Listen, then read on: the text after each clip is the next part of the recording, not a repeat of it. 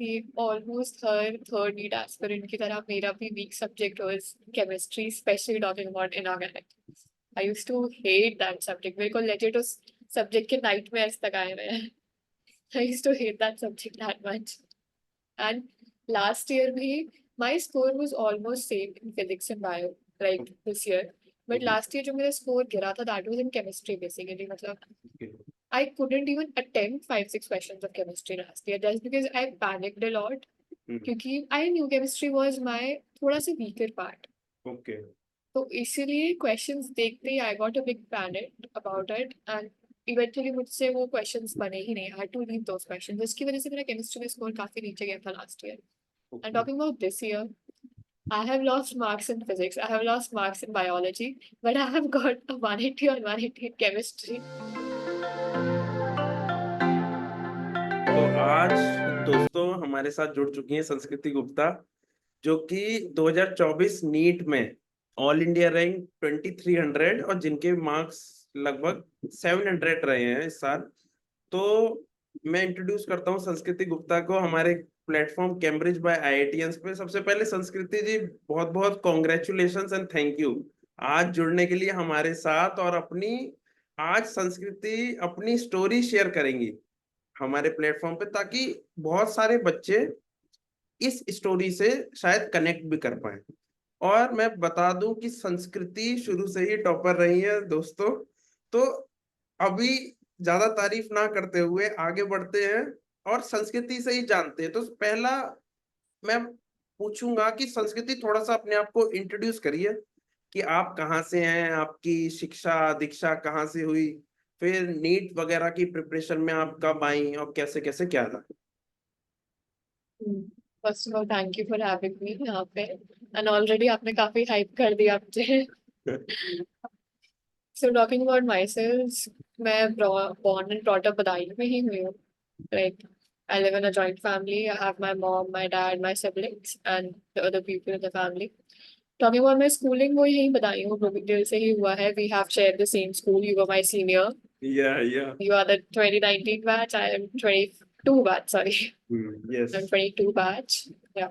So last year मैंने NEET दिया था. Last year I took a like after 12th, 11th, 12th went in COVID only. पूरा COVID में गया था. 12th के बाद I decided like मेरा clear था I wanted to give NEET only. But 12th के बाद जब लॉकडाउन वगैरह सब खुला उसके बाद फिर I went for the coaching. Obviously like everybody I went to Kota. I took coaching there. And last year when I gave NEET, my score was 608. Okay. And I missed my seat by 1 mark. Like last year, cutoff was 609. And तो I had मतलब एक 608. Marks से आपकी seat रह गई। तो Exactly. ये बहुत वो बुरा लगता है कि एक मार्क्स से, दो मार्क्स से अगर आप किसी एग्जाम में रह जाओ तो बहुत मतलब अंदर तक छू जाती है वो चीज। तो मतलब बहुत बुरा लगा होगा कि एक मार्क्स से मेरी सीट रह गई। बहुत ज्यादा लगा था बिकॉज एक क्वेश्चन 4 marks का होता है. हाँ yes. Which means it was not even a question. It was hmm. just 1/4 of a question. हम्म।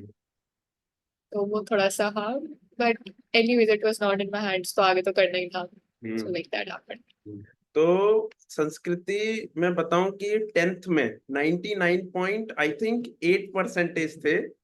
तो 99.4. 99.4, सॉरी 99.4 था। और इन्हें राष्ट्रपति भवन में राष्ट्रपति पुरस्कार भी मिल चुका है इसके लिए, राइट।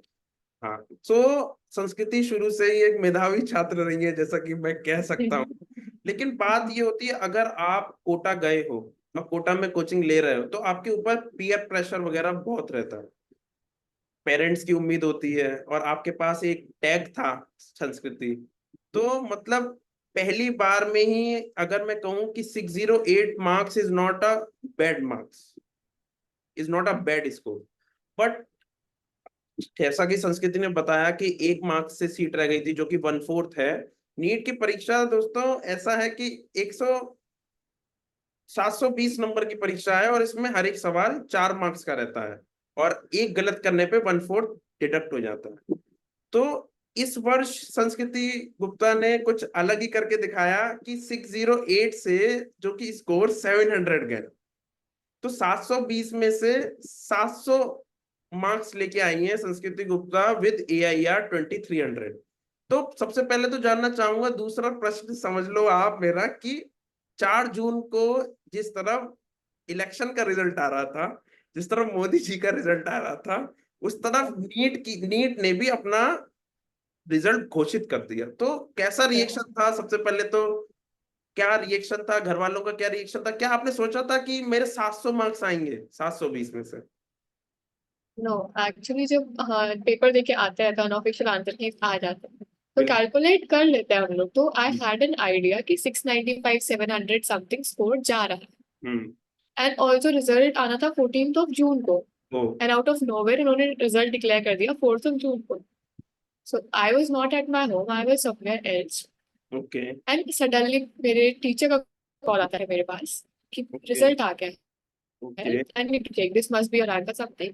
तो जब मैंने रिजल्ट चेक करा तो रैंक इन्फ्लेशन हुआ इतना ज्यादा कि मार्क्स पे मेरा ध्यान ही नहीं गया उस time. I was looking at the rank कि ये क्या हो गया, क्योंकि इस मार्क्स पे we were expecting some other rank, और यस। सडनली रैंक इतना इन्फ्लेट हो गया। फिर I told it to my parents, तो उन्होंने थोड़ा सा समझाया कि ठीक है, be happy about whatever you have got, अभी इतना ज्यादा नहीं सोचना। रैंक हमारे हाथ में नहीं था, मार्क्स हमारे हाथ में थे, वी हैव डन दैट। तो या फिर थोड़े with in a few hours I was like okay ठीक है, this is what I have got. तो मतलब इस वर्ष क्या हुआ, थोड़ा सा रहा कि 4 जून को रिजल्ट आया 2024 नीट की परीक्षा का, लेकिन क्या हुआ, कुछ पेपर लीक की वो आई तो काफी पिटिशंस भी फाइल हुए हाई कोर्ट से, फिर बहुत केस गया, अभी जुलाई में क्लीन चिट मिली, तो सबको रिलीफ मिला कि हाँ कि रीड नीट नहीं होगा। तो बात ये थी, अगर इस साल, अगर और साल के कंपैरिजन में अगर मैं देखूं कि 700 मार्क्स, 700 जो स्कोर है 720 में से, इस पे रैंक लगभग अंडर, मैं मानूं 100 और 200 आती थी, लेकिन इस साल, 300 200 हाँ something. Yes yes, so under 100 under 200, जब आपने अपनी आंसर शीट चेक करी तो आपको रियलाइज था कि आपकी रैंक अंडर 100 या अंडर 200 आएगी, लेकिन जब आप रिजल्ट देखते हैं तो 2300 रैंक दिखाता है। तो मतलब अंदर ही कुछ होता है कि यार इतनी मेहनत करी तो ठीक है चलो। आपको ये बात पता थी कि मेडिकल कॉलेज मिलेगा, लेकिन उतनी खुशी नहीं थी शायद जितनी होनी चाहिए थी। हाँ, क्योंकि दोनों रीजंस हो गए, क्योंकि कंट्रोवर्सी हो गया हम्म। कि मे बी एग्जाम हो सकता है, उसका भी पॉसिबिलिटी है, and hmm. Secondly rank inflation. तो हम्म। दोनों चीजों की वजह से थोड़ा सा, हम्म। मतलब जितना हैप्पी आई वाज पेपर दे के आके जब मुझे पता चला मेरा स्कोर है, I don't think I was उतना हैप्पी। हम्म। बट एनीवेज, क्योंकि लास्ट ईयर मैं जिस कंडीशन से आ रही थी, तो उसके बाद ये भी मेरे लिए बहुत ज्यादा बड़ी चीज थी which I have to accept, and accept it very gratefully, like I am very grateful for it. Correct correct. तो मैं आप सबको बता दूं कि संस्कृति का जो 700 मार्क्स है, विदाउट एनी अपग्रेडेशन है, इसमें कोई भी अपग्रेड मार्क्स नहीं ऐड है। काफी लोगों को लगेगा कि इसमें अपग्रेड मार्क्स है, लेकिन कोई भी अपग्रेड मार्क्स नहीं है। ये ऐसा क्यों कह रहा हूं, क्योंकि संस्कृति ने जो भी टेस्ट सीरीज दिए थे अपने, उसमें भी लगभग इतना ही स्कोर आ रहा था, तो मतलब इतनी एक पॉसिबिलिटी ऑलमोस्ट। थी कि 700 तक आएगा, और वो आया भी। सो संस्कृति, अगर ये सपोज कुछ ना कुछ जैसे हो जाता, जैसे बाई 1% ऑफ एनी चांस कि वो दिन हमारा नहीं होता है, तो क्या आपके पास कोई प्लान बी था या नहीं? कभी भी प्लान बी था आपके पास या नहीं था? सी, ये वाला चीज कि अगर वो 3 आवर्स आपके नहीं है तो कुछ भी नहीं हो सकता, ये चीज मुझसे बेटर तरीके से इस टाइप कोई नहीं जानता। Because last year, I guess last year का पेपर मैंने दिया है, मैंने इस ईयर का पेपर दिया है, ऑलमोस्ट सेम लेवल के पेपर्स थे ओके। दोनों। इवन लास्ट ईयर के पेपर में मेरे को ज्यादा क्वेश्चंस आते थे, I was using, but just because मैं उन 3 आवर्स में I couldn't manage my paper properly, मेरे काफी क्वेश्चंस गए। ओके। एंड इस बार के पेपर में there were a few questions last तक आते आते जो मुझसे नहीं बन रहे थे, okay. But I had to do. तो कैसे ना कैसे करके मैंने करे वो क्वेश्चंस, एंड फाइनली वो क्वेश्चन सही हो गए। हम्म। तो क्योंकि वो 3 आवर्स, एंड स्पेशली वो लास्ट के जो 10-12 minutes I am talking, I still remember last के 15 मिनट्स वर रिमेनिंग, एंड मेरे अप्रोक्सीमेटली 7 to 8 क्वेश्चंस बचे हुए थे। जो कि नहीं बन रहे थे मुझसे। I did it twice thrice but नहीं बन रहे थे। फिर I took a breath, I went out, मैंने थोड़ा सा I took deep breathing and all. When I came back, मैंने फिर से जब स्टार्ट करा तब मुझसे वो क्वेश्चंस बनने स्टार्ट हुए। अगर वही मेरे क्वेश्चंस रह जाते तो maybe this time also I would have lost a seat, it would have costed me a seat. But just because वो 3 hours मेरे हो गए, which I am very grateful for. अगर बाई चांस वो 7 से 8 क्वेश्चन, जैसा कि मैंने कहा कि 4 मार्क्स का एक क्वेश्चन होता है, तो लगभग 32-30 मार्क्स आपके अगर रह जाते तो शायद सीट रह जाती। आपके एग्जैक्टली, रिजल्ट को सीइंग द देखते रैंक हुए तो क्या इन्फ्लेशन इस आपके बार। पास कोई प्लान बी था? उसके बाद क्या करते हैं आप? कि नहीं, क्योंकि आई डोंट बच्चों का थिंक दैट। ज्यादातर सवाल होता है अभी भी, जैसे काफी बच्चे हैं जिनका 650 स्कोर है, एक अच्छा स्कोर माना जाता है 650 660, लेकिन उनको कोई भी सीट नहीं मिल रही है। तो काफी बच्चे क्या करते हैं कि एक प्लान बी रख के चलते हैं। तो आपका क्या प्लान बी था या नहीं था? टू बी वेरी ऑनेस्ट, मेरा कभी कोई प्लान भी नहीं था। बहुत छोटे से, not I am not talking about 10th के बाद की साइंस ले लिया, आई एम टॉकिंग बहुत छोटे के टाइम से भी। I okay was very clear कि मेरे को साइंस की फील्ड में जाना है, I want to do medical sciences, मेरे को ओके डॉक्टर बनना है। Okay and I never had any plan B. Okay. So plan B होना चाहिए, लेकिन नहीं भी होना चाहिए, ये भी इम्पोर्टेंट है। प्लान बी होना चाहिए, लेकिन अगर बाई चांस अगर आप अपने गोल पे स्टिक हो अपने गोल पे, तो कुछ लेना देना है नहीं प्लान बी से। या मतलब व्हाट आई फील इज कहीं ना कि कहीं आई प्लान नो बी मेरे को कुछ। डिमोटिवेट करने का भी काम करता है कि ठीक है मेरे पास प्लान बी है, I am not working on plan A. Depends upon person to person I feel, because I know my cousins, my friends जो जिन्होंने प्लान भी रखा है, and I know myself also जिसने कभी प्लान भी नहीं रखा। एंड प्लान भी रखने में देयर इज नो हार्म, क्योंकि eventually seeing the scenario NEET का भी कि क्या इन्फ्लेशन हो रहा है, क्या मार्क्स जा रहे हैं, तो I don't think going for so many attempts is worth anymore. पहले होता था कि हाँ 6 7 5 6 ड्रॉप्स को फैंटेसाइज करा जा रहा है, but I don't think it is that much worth now. Correct. अगर आप प्लान भी रखते हो, लाइक बहुत सारे लोग मेरे साथ के सीयूईटी दिए हैं प्राइवेट यूनिवर्सिटीज के, they have filled the form and it's completely fine. तो ये मतलब पर्सन टू पर्सन डिपेंड करता है। Yeah depends upon person to person. Totally correct, totally correct. तो ठीक है, अब मैं जो आपसे पूछने जा रहा हूँ, शायद ये सब जो भी सेशन देख रहा होगा, जो भी नीट की प्रिपरेशन कर रहे होंगे या आईआईटी जेई की प्रिपरेशन कर रहे होंगे, ये बहुत रिलेट करेंगे कि क्या शुरू से ही तीनों सब्जेक्ट इक्वली थे आपके लिए, या कौन सा subject was okay, I am able to make the questions of that. कुछ मतलब ऐसा था क्या कि मतलब कौन सा सब्जेक्ट ज्यादा वो था, कौन सा सब्जेक्ट में आपको ज्यादा मेहनत करनी पड़ी? या अगर आपका स्कोर 6 से मैं बता दूं कि संस्कृति ने 2 इयर्स का ड्रॉप लिया है, जो 2023 में नीट था, इनका मार्क्स थे 608, लेकिन 2024 में शी गॉट 700 मार्क्स, जो कि एक बहुत अच्छा स्कोर है, जो कि 92 मार्क्स प्लस है। तो ये 92 मार्क्स जो आए आपके, ये कौन से सब्जेक्ट में आप लैग कर रहे थे 2023 में, और कैसे आपने उस सब्जेक्ट के साथ कोप अप किया? ये थोड़ा सा बताइए, क्योंकि बच्चों को बहुत होती है। हम लोग बोलेंगे तो विश्वास नहीं होगा बच्चों को, लेकिन अगर आप जैसे लोग बोलते हैं जो रैंक लाते हैं, बच्चे आपसे ज्यादा कोरिलेट कर पाते हैं। ऑलमोस्ट हर थर्ड नीट एस्पिरेंट की तरह मेरा भी weak subject was chemistry, especially talking about inorganic. I used to hate that subject, मेरे को लेजिट उस सब्जेक्ट के नाइटमेयर्स तक आए हुए हैं। I used to hate that subject that much. And last year भी my score was almost same in physics and bio like this year, but last year जो मेरा स्कोर गिरा था that was in chemistry basically. मतलब I couldn't even attempt 5 6 questions of chemistry last year just because I panicked a lot. क्योंकि I knew chemistry was my थोड़ा सा weaker part. Okay. तो इसीलिए questions देखते ही I got a big panic about it and eventually मुझसे वो questions बने ही नहीं. I had to leave those questions. जिसकी वजह से मेरा chemistry में score काफी नीचे गया था last year. And talking about this year, I have lost marks in physics. I have lost marks in biology, but I have got a 180 on 180 in chemistry, अच्छा, which I was also तब very ये surprised कि about. संस्कृति ने क्या छलांग लगाई कि जहां पे उनको केमिस्ट्री के क्वेश्चंस जो आप बता रही हो कि जैसे आप देखते थे और पैनिक हो जाती थी, तो इस year 180 out of 180 marks she score 180 out of 180 marks in chemistry. So ये बहुत इंपॉर्टेंट है कि जहां आप एक सब्जेक्ट से डर रहे हो, जिसको आप नहीं छूना चाहते, उसमें आप एक टाइम पे आके गॉट फुल मार्क्स। तो ये मतलब कैसी जर्नी रही फ्रॉम डरने से लेके to scoring full marks in chemistry?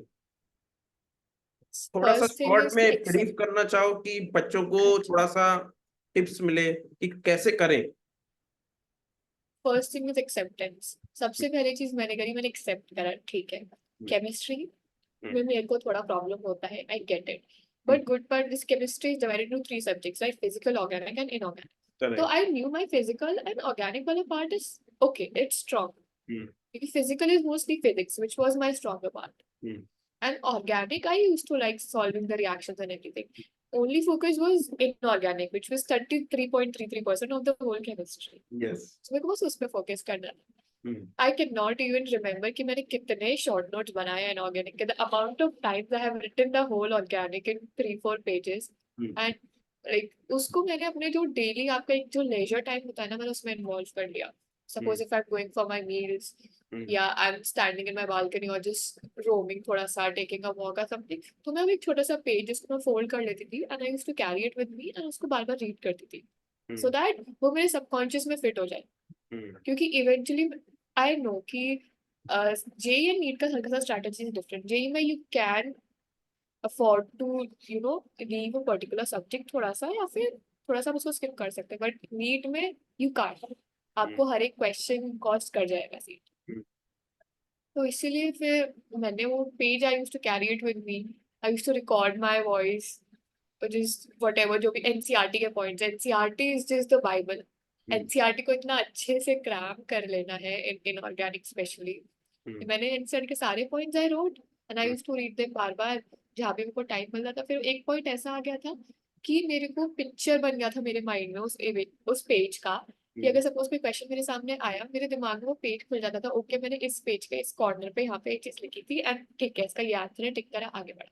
तो फिर वो इन द एंड जाके वो ये चीज हो गई थी, so which helped me eventually. तो आपने मतलब इतनी बार उसको रिवाइज किया कि आपके सबकॉन्शियस माइंड में वो फिट हो गया कि मतलब हाँ, अगर ये वाला क्वेश्चन आए तो इसका ये आंसर है, उसमें मुझे कहीं भी चूकना नहीं है कि नहीं ये ऑप्शन बी या सी भी हो सकता है। अगर आपने ए ऑप्शन पे आंसर देखा तो आपको ए को ही टिक करना है। तो ये बहुत अच्छी बात रही कि मतलब इससे हम ये चीज सीखते हैं कि कंसिस्टेंसी बहुत जरूरी है। ये जो नीट और आईआईटी जेई के एग्जाम हैं, इनका मेन फोकस क्या है? इनका मेन एम है कंसिस्टेंसी मेंटेन करना, जैसा कि आपने की, इसलिए आप 180 आउट ऑफ 180 स्कोर कर पाए। सो अब कुछ बात करते हैं कि आपके जैसे 608 मार्क्स थे और आप 700 स्कोर किया आपने, तो मतलब टेस्ट जो आप देते थे, जैसे टेस्ट सीरीज होती है, तो उसको एज अ टेस्ट दिया, या फिर उसमें मार्क्स कम आ रहे हैं? कई बार ऐसा होता है कि मार्क्स कम आते हैं, हम लोगों का मन नहीं करता उस सब्जेक्ट को पढ़ना, अरे इतनी बार पढ़ लिया अब दोबारा पढ़ूं, फिर मार्क्स कम आएंगे तो क्या होगा, फिर मार्क्स कम आएंगे तो क्या होगा। तो उनसे बच्चा चाहता है कि आप कुछ ऐसे टिप्स दें कि उसको थोड़ा सा इम्प्रूव कर पाए लोग। तो आपने क्या किया कि मतलब अगर मार्क्स कम आ रहे हैं, see the test is about analysing the things, but बच्चा समझ नहीं पाता कि ये एनालिसिस के लिए है, वो अपनी सेल्फ ईगो पे ले जाते हैं। Right. Yes. So this was also a thing जो मैंने लास्ट ईयर से इस ईयर डिफरेंट करी थी। लास्ट ईयर में बहुत ज्यादा ही परेशान हो जाती थी क्योंकि टेस्ट में मार्क्स का आना इज अ साइनसोइडल ग्राफ, वो ऊपर जाएगा तो वो नीचे भी आएगा, दैट इज मैंडेटरी। करेक्ट। अब last year what used to happen कि जब भी मेरे कम मार्क्स आए, थोड़ा सा अनॉयड हो जाती थी, I used to self doubt myself a lot, and बहुत बार ऐसा हुआ है कि मैंने परेशान होकर मेरे पेरेंट्स को कॉल करा about this is not working और समथिंग, जिसकी वजह से वो लोग भी बहुत परेशान हुए हैं।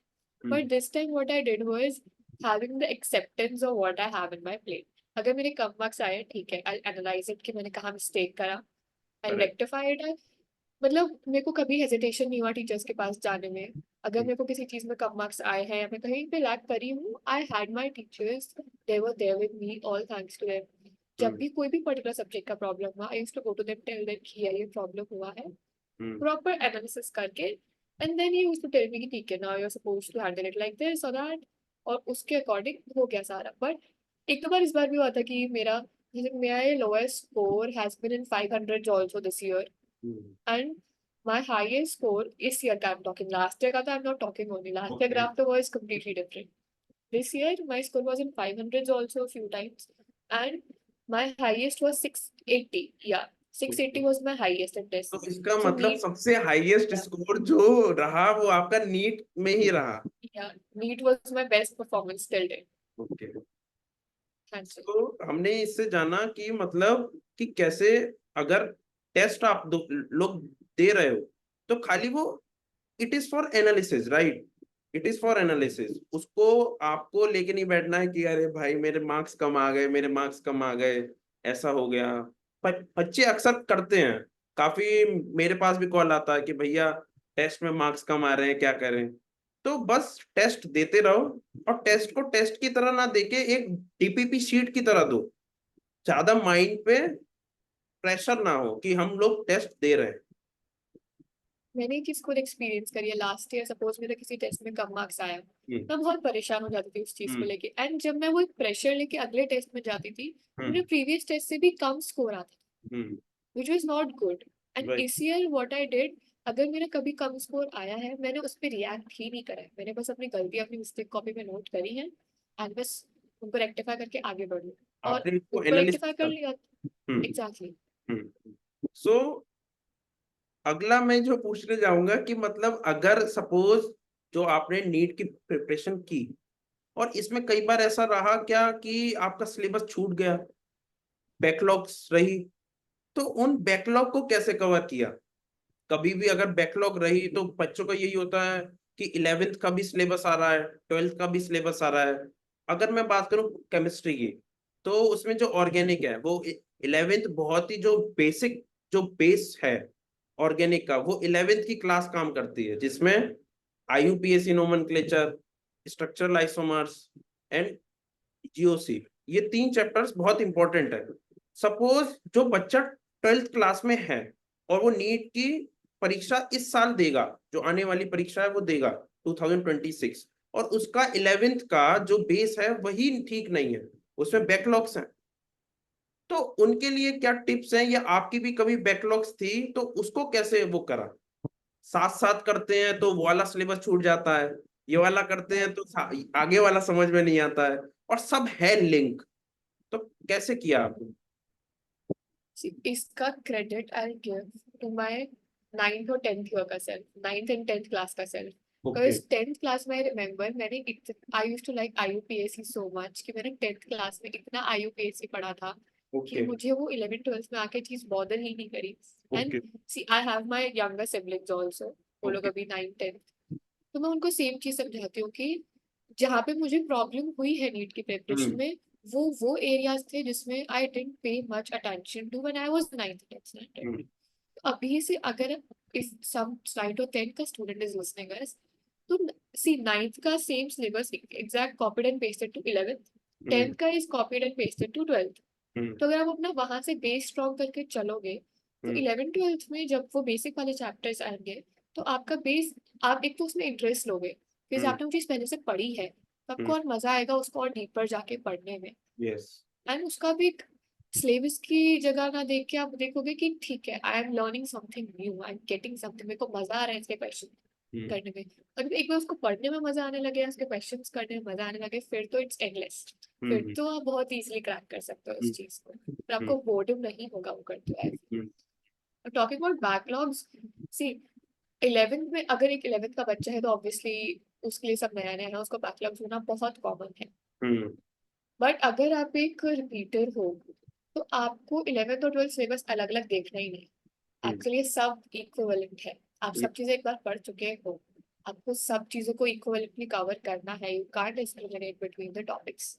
हम्म, और अगर आप खुद से प्रिपेयर कर रहे हो, तो बहुत ही प्लस है आपके पास, सब कुछ आपके हाथ में है। ऐसा नहीं है कि क्लास में कुछ और चल रहा है, आप कुछ और पढ़ रहे हो।